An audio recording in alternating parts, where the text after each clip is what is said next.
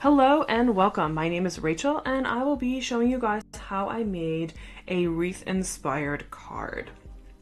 Today I will be using Sizzix Movers and Shapers Square Flip-It Card die. I cut down a piece of 12 by 12 cream colored cardstock from American Crafts to 6 by 12 so it would fit a little bit better through my machine, and make sure you zhuzh it and align it just oh so perfectly to make it go through the machine. Now I'm using a Teresa Collins Cut and Boss machine, and because the die is so thick I only need to use the 2 8 plates for this one. Of course, depending on your machine, you'll have to use what you need to use. And foldy fold, flippity flip, there we go, there's the card base. Alright, so now I am using Spellbinder's Shapeability Wreath set, and I'm using the smaller wreath from that set. I'm cutting the wreath out of some brown slightly textured cardstock from American Crafts.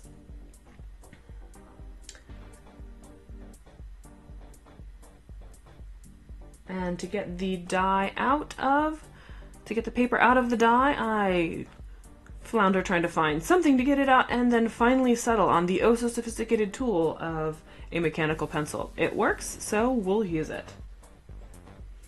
I did cut the small wreath shape a few more times for a total of 5, because we do want to have a thicker, more chipboard-like element, so I'm going to run it through about 5 times. Just thought it would add a little bit of texture and height to the card. So I'm just going to position one of the die cut pieces back in the hole that it came from, just to kind of line it up. And then I'm going to use a glue stick to glue it all down. I did miss a little tiny piece out, so I'm just going to, you can use whatever adhesive you would like to, whether it's a spray adhesive or not,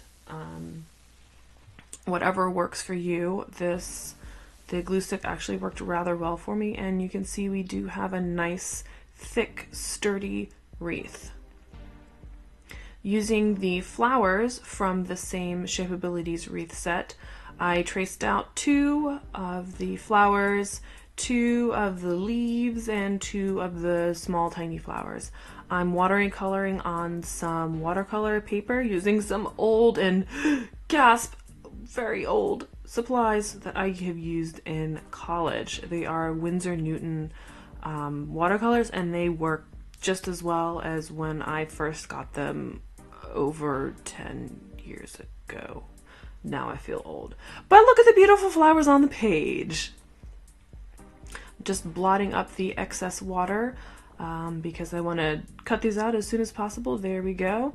Because I traced out the outline of the dies, I'm able to position the die exactly where I want it to. I'm just using some washi tape from that ring to affix the dies so they don't move in the cutting process. Now, I did signal that I ran it through twice, but I did find when I ran through other pieces that I only needed to run it through once. This, of course, will have to do with what machine you are using to die cut, but I found once worked. I did do twice for the first one.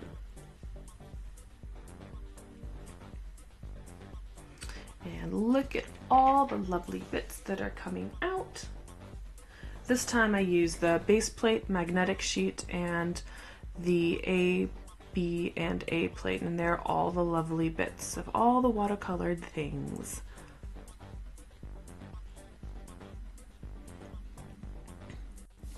Assembling the rest of the card, I used a variety of cardstock patterns from Webster's Page's Best Friends collection.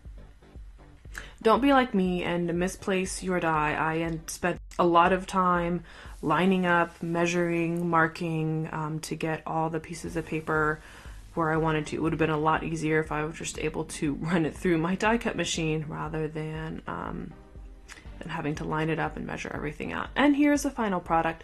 I did ink around the edges with some distress ink just to give it a little bit more dimension. I hope you guys like my project. I do plan on doing more videos, so like and subscribe to this video, and I will see you guys soon. Bye!